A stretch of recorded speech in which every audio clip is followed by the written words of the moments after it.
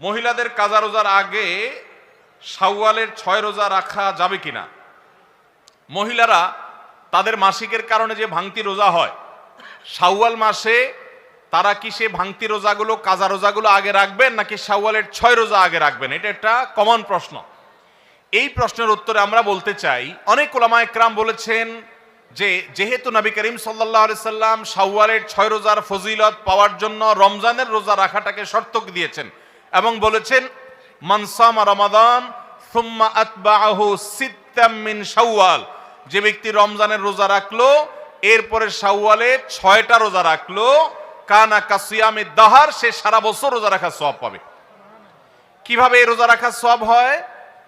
অনেক উলামা একরাম, অনেক বিশ্লেষকরা বলেছেন আল্লাহ তাআলা প্রতিটা আমলের বিনিময়ে কমপক্ষে 10 গুণ বাড়ান, কোন কোন ক্ষেত্রে আরো অনেক গুণ বাড়ান, দানের ক্ষেত্রে আরো কয়েকশো গুণ পর্যন্ত আল্লাহ বাড়ায় দেন।